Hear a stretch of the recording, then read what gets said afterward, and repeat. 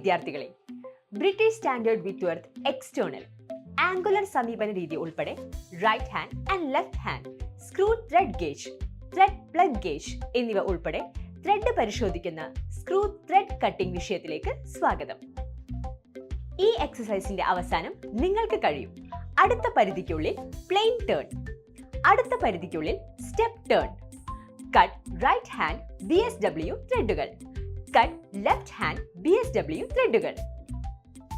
Materials and equipment: lathe machine, die and die stock, thread ring gauge, calipers or micrometer, thread pitch indicator, thread angle gauge, surface finish gauge. Material process: four jaw ചെക്കിൽ job hold ചെയ്യുക, പിന്നെ രണ്ടറ്റവും പരസ്പരം ചേർത്ത് മൊത്തം 140 millimetre നീളം നിലനിർത്തുക. അറ്റത്ത് സെന്റർ ഡ്രിൽ ചെയ്യുക. 150 ഡിഗ്രിയിൽ മില്ലി ചെയ്ത സ്ലോട്ടുകളുള്ള കാച്ച് പ്ലേറ്റും വളഞ്ഞ ടെയിൽ കാരിയറും ഉപയോഗിച്ച് സെന്റർ ജോബ് ഹോൾഡ് ചെയ്യുക. പുറത്തെ ഡൈ 32 mm പൂർണ്ണ നീളത്തിലേക്ക് തിരിക്കുക. അറ്റങ്ങൾ മുറിക്കുക.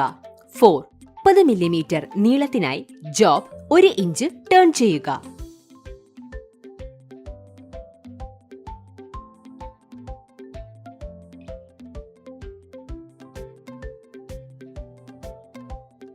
അവസാന ഭാഗത്ത് 30 മില്ലിമീറ്റർ നീളവും രണ്ടറ്റം 20 മില്ലിമീറ്റർ വ്യാസവുമുള്ള റേഡിയസ് ഗ്രൂവ് R2030 രൂപപ്പെടുത്തുക. ജോബിൽ 1 ഇഞ്ച് BSW കട്ട് ചെയ്യാൻ ഗിയർ ട്രെയിൻ അറേഞ്ച് ചെയ്യുക.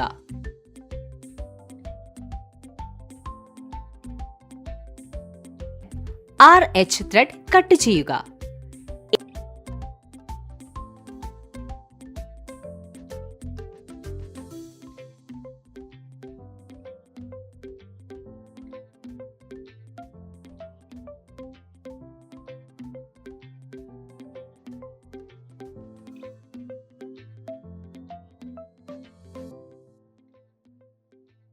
ജോബ് നേരെ തിരിച്ച് 30 മില്ലിമീറ്റർ നീളത്തിൽ 7 അല്ലെങ്കിൽ 8 ഇഞ്ച് എന്ന സ്റ്റെപ്പ് ടേൺ ചെയ്യുക. പിന്നെ 0.18 × 10 മില്ലിമീറ്റർ റേഡിയസ് ഗ്രോവ് ഉണ്ടാക്കുക.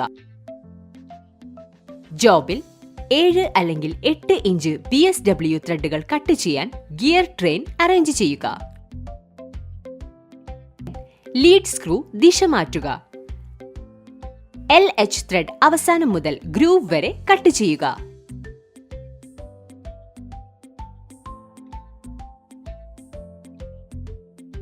ഈ വീഡിയോയിൽ നമ്മൾ പഠിച്ചത് പ്ലെയിൻ ടേണിനുള്ളിൽ ക്ലോസ് ലിമിറ്റ്, സ്റ്റെപ്പ് ടേണിനുള്ളിൽ close limit, cut right hand BSW ത്രെഡുകൾ, കട്ട് ലെഫ്റ്റ് ഹാൻഡ് BSW ത്രെഡുകൾ. എല്ലാ ആശയങ്ങളും എക്സസൈസുകളും നിങ്ങൾ മനസ്സിലാക്കിയിട്ടുണ്ടെന്ന് ഞാൻ പ്രതീക്ഷിക്കുന്നു.